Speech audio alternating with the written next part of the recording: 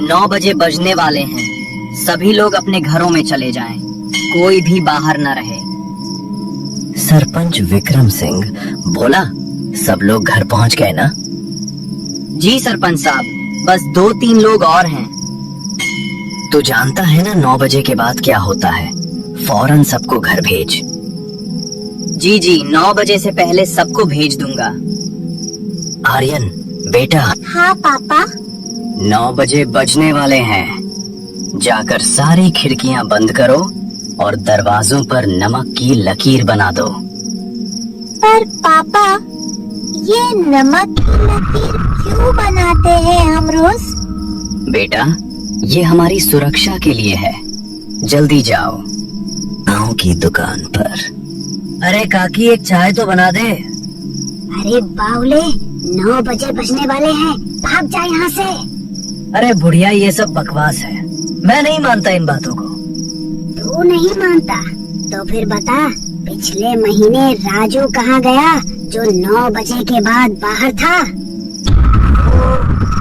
वो शायद शहर चला गया होगा। हाँ, जा अपने घर जा और आज रात नमक की लकीर जरूर बना लेना। पूरे गांव में सन्नाटा छा गया। हर घर की खिड़कियां बंद थीं और दरवाजों पर नमक की सफेद लकीरें चमक रही थीं। आर्यन अपने कमरे में था। उसने सब कुछ किया था, खिड़कियां बंद, नमक की लकीर, पर उसे अभी भी समझ नहीं आ रहा था कि आखिर ये सब क्यों। अचानक खिड़की पर दस्तक हुई। आर्यन की सांसें रुक गईं। भैया खोलो ना, मैं अनिल हूँ, मुझे बहुत डर लग रहा है। आर्यन पहचान गया। अनिल उसका दोस्त था जो पिछले महीने गायब हो गया था। अनिल, तुम कहाँ थे इतने दिन? आर्यन दरवाजे की तरफ बढ़ने लगा, पर तभी उसे अपने पापा की बात याद आई। 1 हफ्ते पहले। बेटा, कभी भी 9 बजे के बाद दरवाजा मत खोलना, चाहे कोई भी हो बाहर, चाहे तुम्हारा सबसे करीबी दोस्त ही क्यों ना हो। पर पापा, अगर कोई सच में मुसीबत में हो तो? बेटा, 9 बजे के बाद जो बाहर है वो इंसान नहीं रहता। अनिल, तुम सुबह आ जाना, अभी मैं दरवाजा नहीं खोल सकता। क्यों भैया, मैं तुम्हारा दोस्त हूँ, तुम मुझ पर भरोसा नहीं करते? नहीं, मतलब सुबह आ जाना प्लीज। आर्यन, खोल दो दरवाजा, नहीं तो तुम्हें पछताना पड़ेगा। आर्यन ने झटके से पर्दे बंद कर दिए और अपने पापा के कमरे में भाग गया।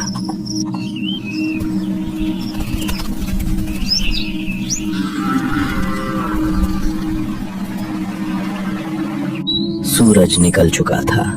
विक्रम सिंह और आर्यन बाहर निकले। पापा, कल रात अनिल आया था। क्या? हाँ पापा, वो मुझसे दरवाजा खोलने को कह रहा था। बेटा, वो अनिल नहीं था। और उसकी आवाज तो। आओ मेरे साथ, तुम्हें कुछ दिखाना है। दोनों गांव के बाहर एक पुराने कुएं के पास पहुंचे। वो कुआं देखने भर से ही समझ आ जाता था कि वो कितना पुराना और कितना खतरनाक है। ऐसा लगता था जैसे उसकी गहराइयों में अनगिनत राज दफन हो, जिन तक किसी इंसान की नजर पहुंचना लगभग नामुमकिन था। उसके अंदर झांकने की कोशिश भर से दिल में एक अजीब सा डर और रहस्य जाग उठता था। ऐसा लगता था मानो अगर कोई सच में उसके भीतर झांक ले तो शायद वो सिर्फ पानी नहीं बल्कि सदियों से छुपे भयानक सच भी देख ले। बेटा, ये कुआं देख रहे हो? हाँ पापा, ये तो बहुत पुराना है। 50 साल पहले इस कुएं में एक बच्चा गिर गया था। उसका नाम था अनिल। क्या? पर मेरा दोस्त? तुम्हारा दोस्त भी अनिल था और वो भी पिछले महीने इसी कुएं के पास गायब हुआ था। मतलब? बेटा, इस गांव में एक श्राप है। 50 साल पहले जब पहला अनिल कुएं में गिरा तो गांव के लोगों ने उसे बचाने की कोशिश नहीं की, क्योंकि वो एक गरीब घर का बच्चा था। उस बच्चे की माँ ने मरते वक्त इस गांव को श्राप दिया था। उसने कहा था, जैसे मेरे बेटे को अकेला मरने दिया, वैसे ही हर 50 साल में इस गांव का एक बच्चा उसका साथी बनेगा। और नमक की लकीर? नमक एक पवित्र चीज है। ये उन आत्माओं को घर में आने से रोकता है, पर अगर किसी ने खुद दरवाजा खोल दिया तो नमक भी नहीं बचा सकती। पर पापा, क्या कोई तरीका नहीं है इस श्राप को खत्म करने का? है एक तरीका, पर वो बहुत खतरनाक है। रात 9 बजे बज गए। रमेश अपने घर में बैठा शराब पी रहा था। बकवास है सब, कोई भूत प्रेत नहीं होता। उसने नमक की लकीर बनाई ही नहीं थी। पापा, पापा दरवाजा खोलो। रमेश उठा। ये उसकी बेटी की आवाज थी, जो 10 साल पहले मर चुकी थी। रिया, तुम? हाँ पापा, मैं वापस आ गई। मुझे अंदर आने दो ना। पर तुम तो... मैं जिंदा हूँ पापा, प्लीज दरवाजा खोलो। रमेश, जो शराब में धुत था और अपनी बेटी को देखने के लिए तरस रहा था, दरवाजे की तरफ बढ़ गया। उसी समय विक्रम सिंह का घर। पापा, रमेश अंकल ने आज नमक की लकीर नहीं बनाई। क्या? चलो जल्दी। रमेश के घर के बाहर विक्रम सिंह और आर्यन दौड़ते हुए पहुंचे।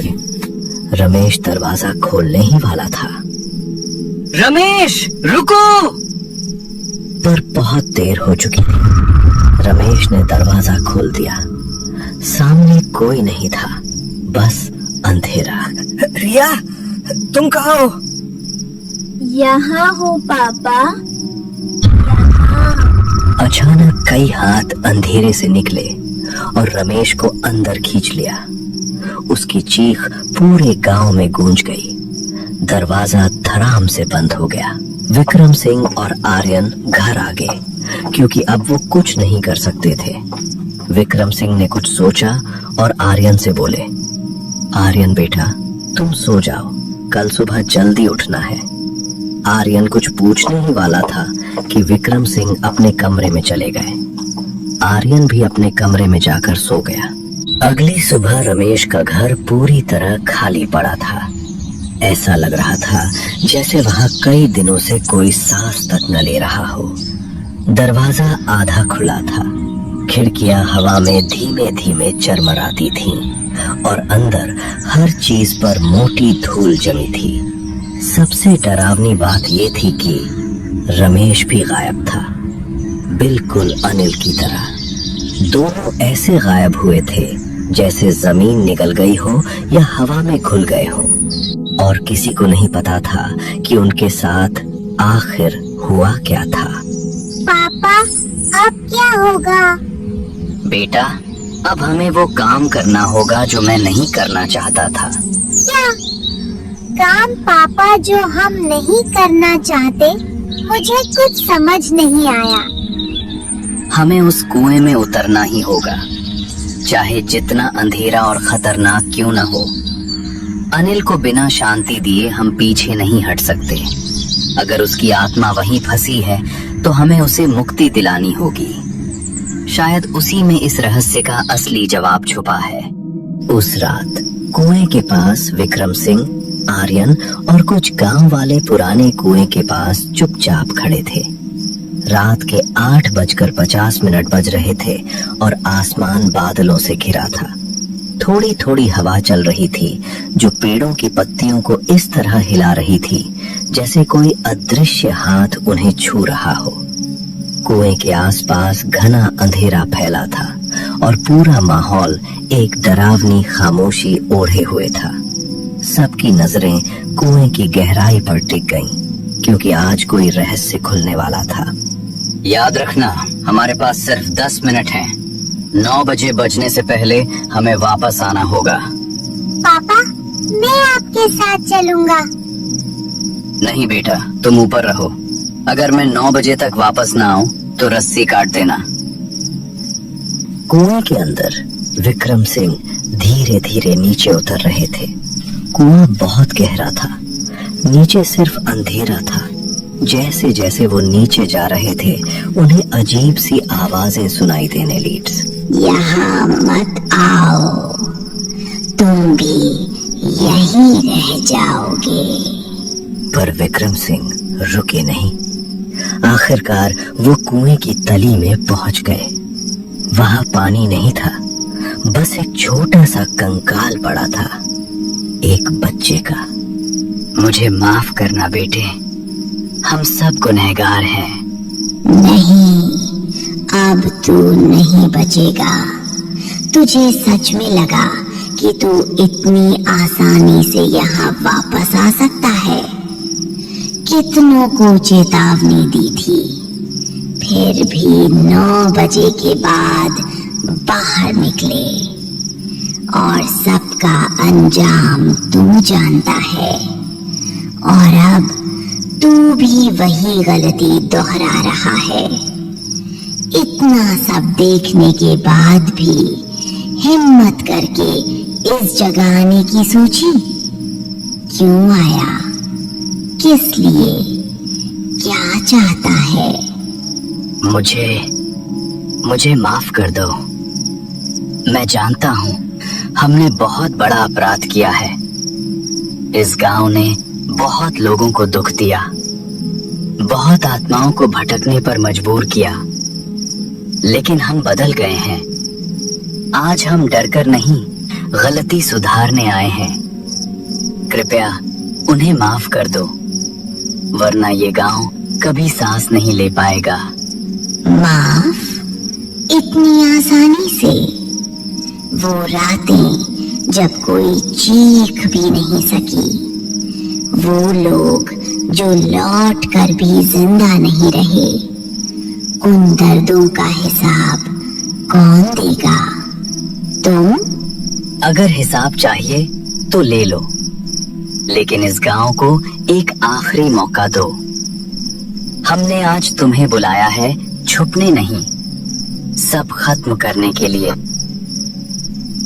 ऊपर 8:58। पापा, सिर्फ 2 मिनट बचे हैं। विक्रम, जल्दी ऊपर आओ।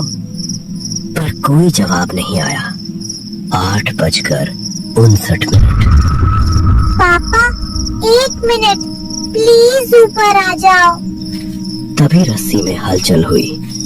9 बजे घंटी बजने लगी। पापा! विक्रम सिंह ऊपर आ गए, बिल्कुल समय पर। उस रात के बाद से गांव में सब कुछ बदल गया।